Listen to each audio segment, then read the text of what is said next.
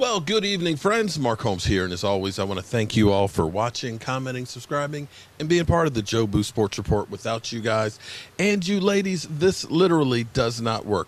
Man, I am taking advantage of this beautiful weather because, you know, after 2020 being such a bastard year and 21 being interesting to say the least, but seeming to get better, we've got something we're going to be dealing with in about a month from now. And of course, what else could it be besides a plague of locusts? That's right. It's 17 years since those suckers have been out, and this is the year for them to come out. You know, that's just fitting, a fitting way to end all of this. Hopefully that'll be the last thing we have to worry about. So I'm going to enjoy this while I can before the plague of locusts come through. So I've been busy because I want this place to be phenomenal when the draft happens. You know, it's funny, I had some people that were saying that it's amazing that you're spending so much time and effort just to do YouTube. You're trying to look professional when you're just an amateur and all that. There's nothing wrong with trying to dress things up. You know what I'm saying? And this is a labor of love. I don't do this just because I'm going to get something out of it, other than the fact that I get a lot of satisfaction. I sit here and I look at what's been created, not only by me, but by you, the great fans. As I look down there at that great logo, which signifies everything that is the Jobu Sports Report, broke-ass media, which is what we are. We're broke-ass media. But we may be broke, but we find a way to succeed. And as I look around and I see over here this beautiful chair, you know, I can't put this seat from the Texas Stadium.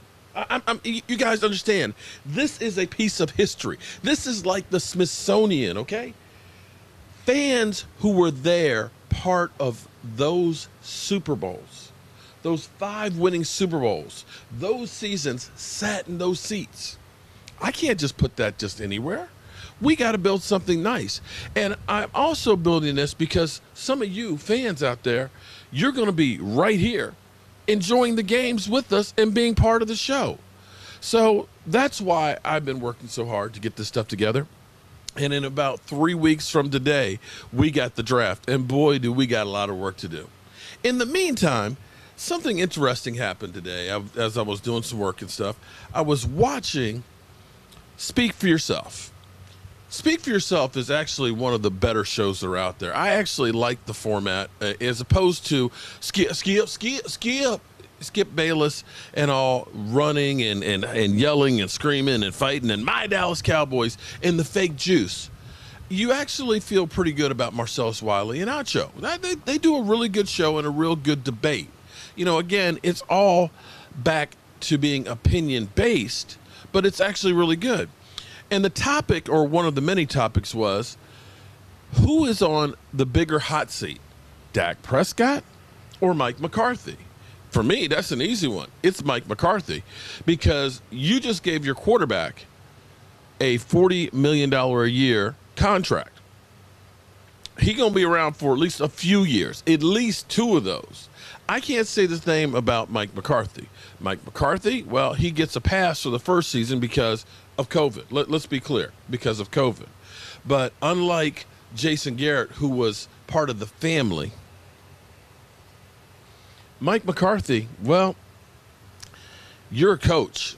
You're only getting paid a couple $1 million.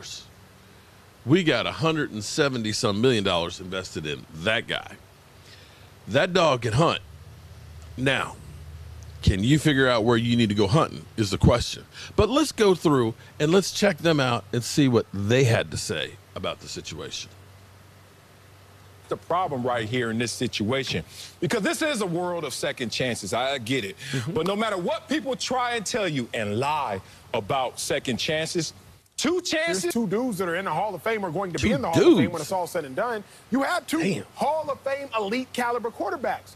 But with Favre and Rodgers, you got a 64% winning percentage. Now, just with Aaron Rodgers, you still have a 64% winning percentage. But without them dudes, you only got a 37% winning percentage. People are starting to wonder, Mike McCarthy, can you really coach like that? Or did you just have some generational talents at the quarterback position? You got to win right here and now if you're Mike McCarthy, because if not, this is probably your last stop at a coaching stint, because you will confirm the doubts people already have about you. McCarthy's under more pressure.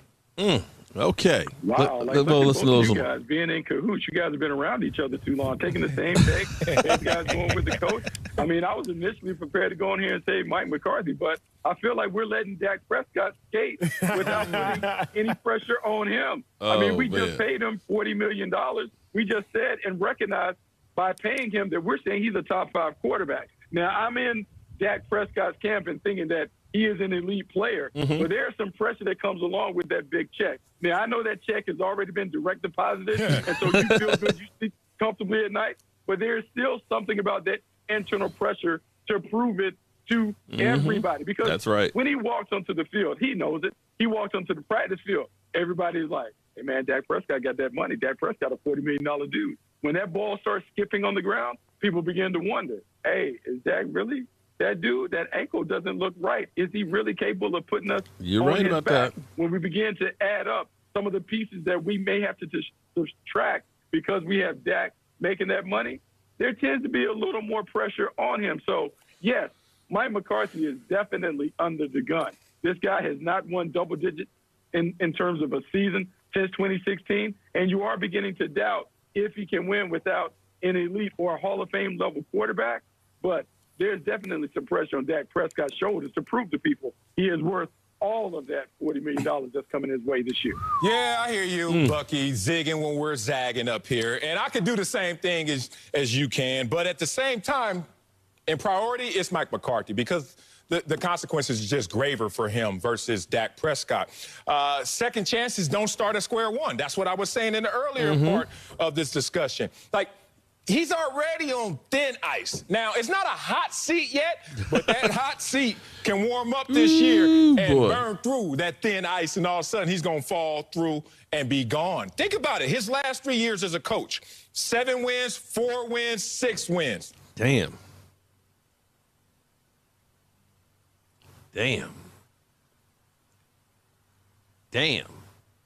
That was so bad that the computer froze up on that.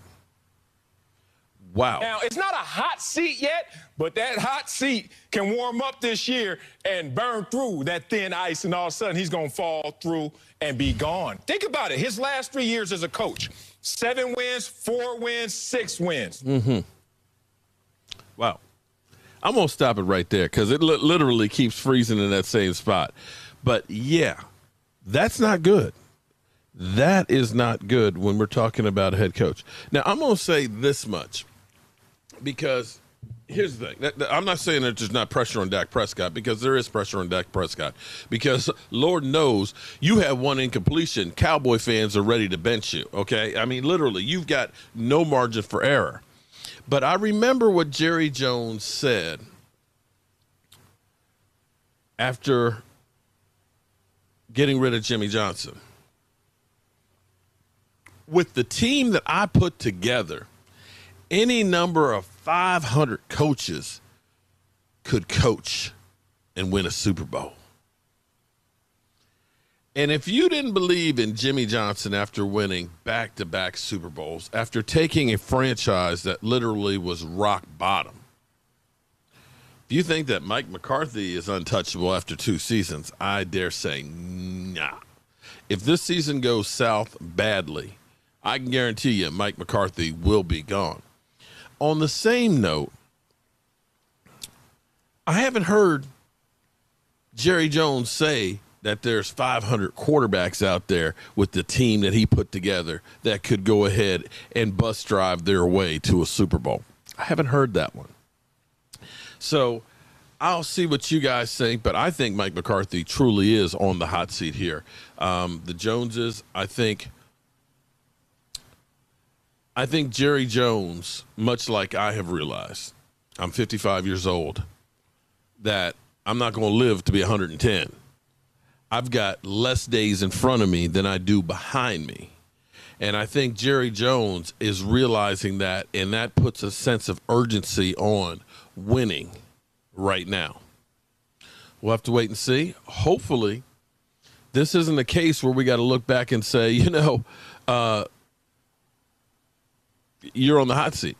Hopefully they come out and start winning, and we don't have to worry about that.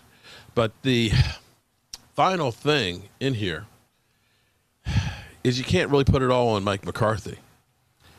If the Cowboys don't address the defense, you've already got a Kansas City-like offense. You ain't got a Kansas City-like defense. And until you address the defense and make sure that that is at least average, team ain't going to go nowhere. And that's all I got to say about that. And with that being said, I have got to go cook me some flank steak. I've got some Wizzy's Canasada Wizzy flank steak tacos that we're making for dinner tonight. And as always, friends, I want to thank you guys. Mark Holmes here, and as always, I want to thank you all for watching, commenting, subscribing, and being part of the Jobu Sports Report. I love this beat. Tower Light Records. Check it out. One hell of a job, and the only thing else I got to say is